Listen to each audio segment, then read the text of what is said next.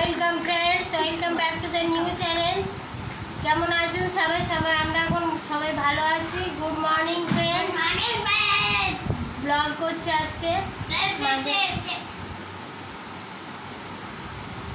8:22 থেকে ব্লগটা শুরু করছি। বাড়ি যাচ্ছে আজকে, রেডি হয়ে গেছে। বাবুরা আজকে স্কুল যায়নি, আজকে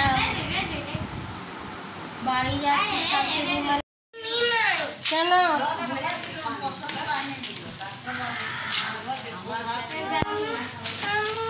কি গণপতি বাপ্পা নিতে হয় না? দেখো ওখানে পুতুল আছে অনেক। গণপতি বাপ্পা কি করে করবো? আমার ব্যাগ দিয়ে হাতে মাসিরা বসে আছে। মাসিদের কাজ হয়ে গেছে, মাসির রান্না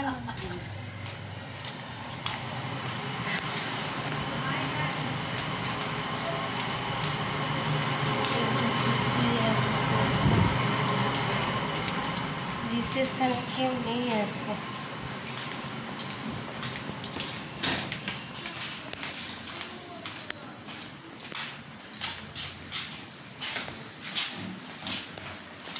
গাড়িতে উঠবো,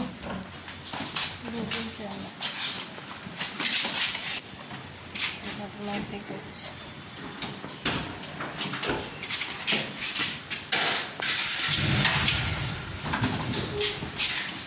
তোর হাত পাবে, ওর হাত পাবে।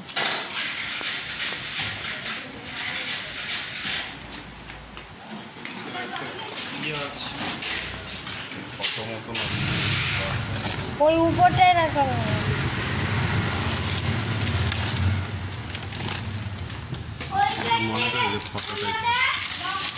ফটোটা ফেলে দিন। হ্যাঁ, দেখতে হবে না, উঠে যাবো। হ্যাঁ, বাবু গাড়ি চালাবে। এই যে গাড়িতে উঠে কিছুটা দূর চলে এসেছি। যে এখানে প্রচুর গাছ হলে কি সুন্দর দেখতে, সবুজ একদম। এখানে কোয়ার্টার আছে, স্কুল কারখানারও কোয়ার্টার আছে, কুলটিতেও কারখানা আছে আর কোয়ার্টার আছে। কোয়ার্টারে এসব মানে কোম্পানির জায়গা, সব একদম গাছে ভর্তি, কি সুন্দর দেখতে। প্রচুর গাছ আছে এখানে ঘর বাড়িগুলো মানে গাছের ভেতরে সব, ধার দিয়ে একদম দুধার দিয়ে মানে প্রচুর গাছ। আম গাছ, এই গাছ, জাম গাছ, মানে সমস্ত রকমের গাছ আছে এখানে। তারপরে চলে এসেছি আমাদের বার্নপুরে চলে এসেছি। আধ ঘন্টা লেগেছে গাড়িতে আসতে। তারপরে সর্ষের তেল নিচ্ছে এখান থেকে, সর্ষের তেল নিয়ে এখানে তেলটা খাঁটি পাওয়া যায়। তারপর উঠে জলখাবার বানাতে হবে। জলখাবার বানাবো না বলে ওই জন্য এখানে আবার দাঁড়িয়েছে। এই মন্দিরটার সামনে একটু চলে এসে তারপরে কচুরি নিচ্ছে। এখানে কচুরি বিখ্যাত, কচুরিটা খুব ভালো বানায়, আরও অনেক জায়গায় বানায়, তাই এখানে টেস্টি কচুরি, একদম টেস্টি কচুরি। এই যে মন্দিরটা দেখানোর চেষ্টা করছি, তাই এখান থেকে গাড়ি থেকে দেখানো যাচ্ছে না। এটাই হচ্ছে ইন্ডাস্ট্রিয়াল এলাকার ইস্কো কোম্পানি, লৌহ ইস্পাত কারখানা আছে ওখানে, এদেরই কোম্পানি। ওই কোম্পানিরই মন্দির, কী সব বলে ফেলছি। মন্দিরটা একটু দেখালাম। ওই যে আমার হাজব্যান্ড দাঁড়িয়ে আছে, হাজব্যান্ড মশাই। চারিদিকে লোক গিজ করছে পোকার মতো, বাইক যাচ্ছে। তারপরে এই যে চলে এসেছি বাড়িতে। এসেই কাজের শেষ নেই, একদম নাকে দড়ি দিয়ে কি বলবো। এসেই খালি জামাটা চেঞ্জ করেই কাজে লেগে গেছি। আর দেখছেন ট্রাইপডটা কীরকম নাড়াচ্ছে, কীরকম বদমাস। যে একটা ওখানে ব্লগ করব নিজের খুশি মতো, যা ছেলে মেয়ে, বাবরে আমার একেবারে কি বলবো, ওদের সামলাতেই অবস্থা খারাপ হয়ে যাচ্ছে। ওই জন্য কিছুদিন বন্ধ করে দিয়েছিলাম। আবার বলি শুধু বসে থাকবো, করি নিজের মতো, একটু কথা তো বলতে পারবো। ওই জন্য আবার শুরু করছি, ব্লগ করছি। এই যে কচুরিটা নিয়ে এসছে, কি গন্ধ, প্রচুর গন্ধ বাইরের। মানে কচুরির তরকারিটা এত সেন্ট, খুব সেন্ট। বাড়িতে করলেও মানে ওরকম হয় না, অত টেস্টি হয় না ওদের মতো। আর কচুরিগুলো বেশ বড় বড়, তো 7 টাকা করে নিয়েছে। আর তরকারি ওর সঙ্গে দেয়, তরকারির পয়সা নেয় না। ভালোই কচুরি এটা তরকারিটা, আলু আর ছোলা, আর মনে ভাজা মশলা আছে, প্রচুর টেস্টি। আর এই সবজির তরকারি কালকে ছিল, পেঁপে আর আলুর চচ্চড়ি নিয়ে এসেছিলাম, অত খেতে পারিনি ওই জন্যে নিয়ে এসেছি। তারপরে সব মুছে নিয়ে তারপরে ঝাঁটপাট দিয়ে উপর নিচ সব মুছেছি, ঘরদোর মুছে নিয়ে চান টান করেই পূজা করছি। পূজা হাফ হয়ে গেছে, আবার বৃহস্পতিবার 1 ঘন্টা ধরে আমাদের পূজাই করতে হয়। সব ঠাকুরকে স্নান করাতে হয়, সব চন্দন ফন্দন দিয়ে সবে করতে হয়, অনেক নিয়ম আছে আমাদের। বৃহস্পতিবারে ঘট পাততে হয়, ঘটের আসার সময় ফুল নিয়ে এসেছি, ওখানে ফুল পাওয়া যায় মন্দিরের সামনে। পূজা হয়ে গেছে, পুজো করে নিয়েছি। এবার লক্ষ্মীর পাঁচালি পড়তে হয় আমাদের, আবার পাঁচালি পড়তেও একটু 10 মিনিট সময় লাগে। মিউট করে দিয়েছি ওইগুলো, পরে কথা বলছি। পাঁচালিটা পড়ে নিয়ে তারপর আবার খাবো, আমি খেয়ে নিয়ে তারপর আরও কাজ আছে, এবার রান্না বান্না হবে। আর বাবুদের স্কুলে পাঠাইনি আজকে, বলি থাকে বৃহস্পতিবারে, আর যাওয়ার সময় স্কুলে পাঠাবো না। কি মন হলো সকালে, মানে উঠতে ইচ্ছা করে না একদিন। ব্যাগ গুছিয়ে রেখে দিয়েছিলাম, তো দেখছেন কি আওয়াজ হচ্ছে, কিছু কাটছে মনে বাইরে, আমি এডিট করছি আর এইরকম আওয়াজ আসছে।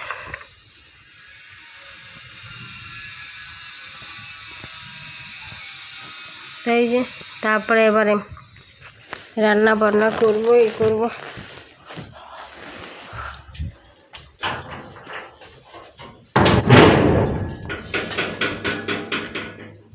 গেটটা দিয়ে দিলাম, নাহলে কথাই বলা যাবে না, এত আওয়াজ আসছে। কিছু কাটাকাটি হচ্ছে মানে কারণ বাড়ি টাড়ি তৈরি হচ্ছে। ওদের খাওয়া হয়ে গেছে, ওরা খেয়ে নিয়েছে হয়তো, দেখলেন না, বেড়ে দিলাম, দিয়ে তারপর আমি স্নান করতে গেছিলাম। ঘর মুছতেই অবস্থা খারাপ। আমার শাশুড়ি মা নেই, মেয়ের বাড়ি গেছে, আমার ননদ এসেছিল, চলে গেছে, কদিন ঘুরতে গেছে। কদিন ঘুরে আসুক, একা থাকে, আর আমরা তো বাইরেই থাকি। এই যে সব পূজা করে নিয়েছি, সব পূজা করে নিয়ে দেখিয়ে দিচ্ছে আমাদের। এরকম আমাদের মা লক্ষ্মী আছে, পিতলের মা লক্ষ্মী, খুবই জাগ্রত, ভাবে প্রচুর জাগ্রত রাগী ঠাকুর। নতুন খুব ভয় লাগতো, তা পূজা করতে তারপর ভয়টা কেটে গেছে। নতুন বেলা অত তো জানতাম না, তারপর নিজে থেকে বলো ঠাকুর আছে মানে তোমাদের এখানে, আমার ভয় লাগছে, পূজা করা হয় না। তারপর 2-1বার পূজা করতে, তারপর মা লক্ষ্মী ঠান্ডা হয়। তারপর এখন যেখানেই যাই আমি আগে মা লক্ষ্মীকে প্রণাম করে তারপর বাড়ি থেকে যাই, বাপের বাড়ি যাই বা কুলটিতে যাই, কাজের জায়গায়, যে বাজার গেলেও মানে প্রণাম করেছি। তারপরে রান্না বসে দিয়েছি, খাওয়ার আগে মানে ডাল ভাতটা বসে দিয়েছিলাম। ডালটা 3 রকম ডাল সিদ্ধ করে আর 5 ফোড়ন জিরা দিয়ে ভালো করে ফুটিয়ে নিয়েছি। তারপর নামিয়ে রেখেছি, ওদিকে ভাতও হয়ে গেছে। মানে তাড়াতাড়ি করছি, একা করতে হবে তো, আবার ওদের সামলাতে হবে, ওরা বদমাশি করছে। আর কাঁকরোল আজকে নিরামিষ, কাঁকরোলের একটা ঝাল করব। কাঁকরোল আমার খেতে ভালো লাগে না একদম, কাঁকরোলটা বাজে লাগে একদম, খুব তবু বলি অন্যরকমভাবে করি দেখে একটু খেতে। সবসময় ভাজা খেতে আর ভালো লাগছে না। আর কাঁকরোল প্রচুর আনছে এখন, লাল করে ভেজে নিয়েছি। তারপরে একটুখানি জিরা আর 5 ফোড়ন দিয়ে, আদা দিয়ে আর জিরা আর হলুদ জলে গুলিয়ে নিয়েছি, নিয়ে ওইটা দিয়ে দেবো। দিয়ে টমেটোটা একটু গ্রেট করে নিয়েছি, টমেটো গোটা দিলেও হয়, গ্রেট করে দিলেও হয়। দিয়ে ঢাকা দিয়ে দিয়েছি, একটু তেলটা হয়ে গেলে মোটামুটি। তারপর একটু পোস্ত বাটা দিয়ে দিয়েছি। পটল পোস্ত যেমন করে না, একটু গরম মশলা দিতে হতো, তা গরম মশলাটা হাতের কাছে পাচ্ছি না, কোথাও আছে, হ্যাঁ সময় অনেক সময় পাওয়া যায় না, ওই রকম হয়। তো মানে সময়ে কোনো জিনিস পাওয়া যাবে না। আবার আওয়াজ হচ্ছে, বাপরে বাপ, বিরক্ত লাগে। একটা গাছ করছে তার এই যে, তারপর ঢাকা খুললেই হয়ে যাবে। হয়ে গেছে, তুলে নিয়েছি, তারপর সবাই খেতে বসে যাবো। এবারে রান্না হয়ে গেছে, রান্নাঘর পর পরিষ্কার করিনি, বলি খাওয়া দাওয়া করিনি, বিকালে করবো আজকে, ফেলে রেখে দিয়ে আর বসে গেছি খেতে।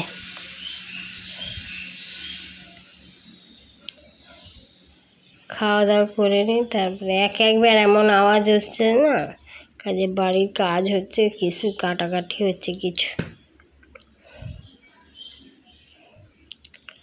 বলি খেয়ে আপনাদের দেখাই কেমন হয়েছে কাঁকরোলটা। আমার ছেলেও খায় না, আমার মেয়েও খায় না।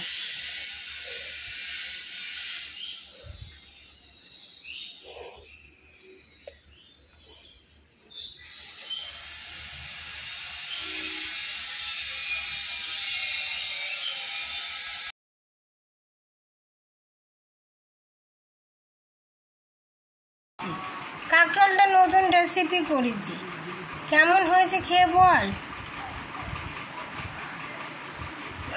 কাঁকরোল খায় না, কেমন লাগবে?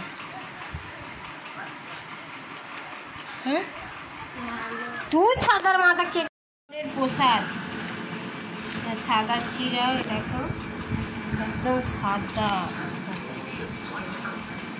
সাদা রে পেয়ারা। আমি হাফটা খেয়ে নিচ্ছি, যে খাবে দাঁড়িয়ে আছে।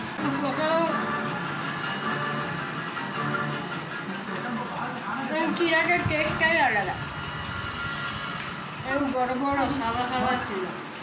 দেওঘরেই পাওয়া যায় এই চিরাটা, বলো। দেওঘরটা হচ্ছে কোথায়, বিহারে না ঝাড়খণ্ডে। প্রচুর ভিড় হয়, আমরা গিয়েছিলাম তো একবার, প্রচুর। বাবার কাছে যেতে, শিব বাবা যখন লাইন আছে, ঘুরে ঘুরে উঠতে হয় উপরে। 4 ঘন্টা লাইনে ছিলাম, আর এখন তো 10 ঘন্টা। এই যে একজন গিয়েছিল, বিহারি একজন, 3 দিন হেঁটে হেঁটে গেছে ঝাড়খণ্ড মন্দিরে, দেওঘর। দিদি মনে 10 ঘন্টা লাইনেই ছিল, 10 ঘন্টা। 10 ঘন্টা না হলেও 6 ঘন্টা তো হবে, বলো।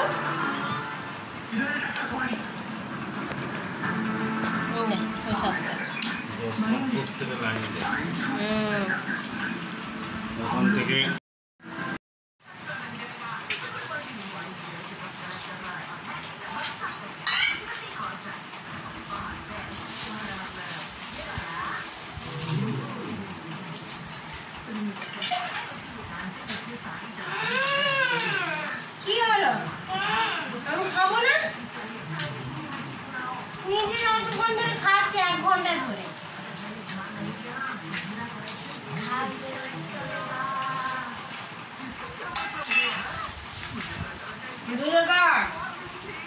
ওগুলো লেগে যাবে বাবু।